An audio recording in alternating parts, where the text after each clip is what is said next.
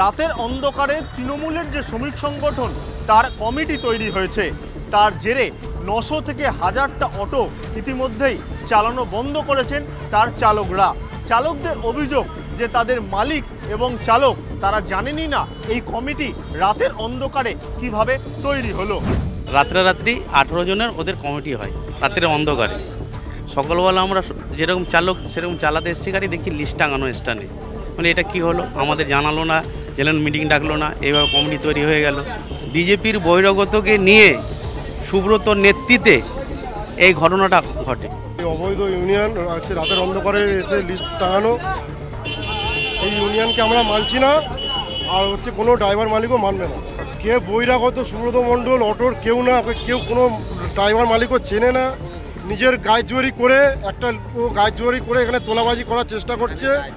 কথাটা বলছি না, কারণ হচ্ছে আমাদের যে হচ্ছে ড্রাইভার মালিক, ঠিক আছে, তারা সবাই মিলে বলেছে, যেহেতু যখন আমাদেরকে কথা দিয়েছিল ভোটের আগে আমরা গাড়ি বন্ধ করেছিলাম, ঠিক আছে, আমরা একটা ঠিক আছে সমস্যার মধ্যে সবাই সারাক্ষণ একটা ড্রাইভার একটা জিনিস কারোর সাথে ঝগড়া হচ্ছে, ঝাঁটি হচ্ছে, প্যাসেঞ্জার কিছু জিনিস ফেলে যাচ্ছে, আমরা জানাবো কাকে?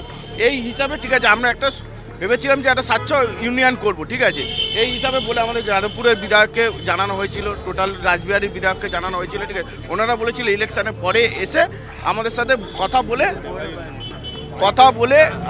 কথা বলে একটা নতুন সংগঠন করে দেবে, ঠিক আছে।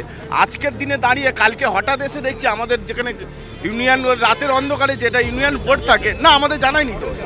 না আপনারা জানিয়েছেন এমএলএ এমপি? না, ওগুলো তো আমাদের জানানো চলছে। আমরা তো যতক্ষণ না আমরা সমস্ত ড্রাইভাররা এসে সবাইকে জিজ্ঞাসা করলো যখন এটা কে টাঙিয়েছে, অমুক ব্যক্তি, যারা কোনোদিন অটোর সাথে যুক্ত নয়, আমাদের মধ্যে কোনোভাবেই যুক্ত নয়, পাবলিক তো আমরা হ্যারেস করিনি। আমরা যারা কিছু ড্রাইভার আছে চালাতে চাইছে তারা চালাক। একেবারে শনিবার সকাল থেকে যারা মূলত চালক তারা দাঁড়িয়ে রয়েছেন, অন্যদিকে যারা প্যাসেঞ্জার যাত্রী তারা একের পর এক আসছেন এবং তারা একের পর এক এসে অটো বন্ধ দেখে চলে যাচ্ছেন। আপনারা কোথায় যাচ্ছেন? আমি গড়িয়াহাট যাব, অটো তো নেই, এসে দেখছি,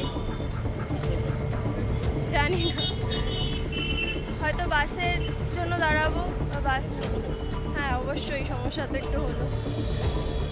স্বাভাবিকভাবেই যাত্রীরাও একই কথা বলছেন যে তারা সমস্যায় পড়েছেন, তার কারণ হঠাৎ করে যদি এরকম অটো বন্ধ করে দেওয়া হয় তা ক্ষেত্রে তাদের যে একেবারে যে যাতায়াতের সমস্যা হয়, সেই জায়গায় দাঁড়িয়ে এই যে জায়গা একেবারে গড়িয়ার যে 5 নম্বর বাস স্ট্যান্ড, সেখানে দেখা যাচ্ছে একদিকে চালক, অন্যদিকে যারা যাত্রীরা তারা বিভিন্ন জায়গায় ঘুরে বেড়াচ্ছেন।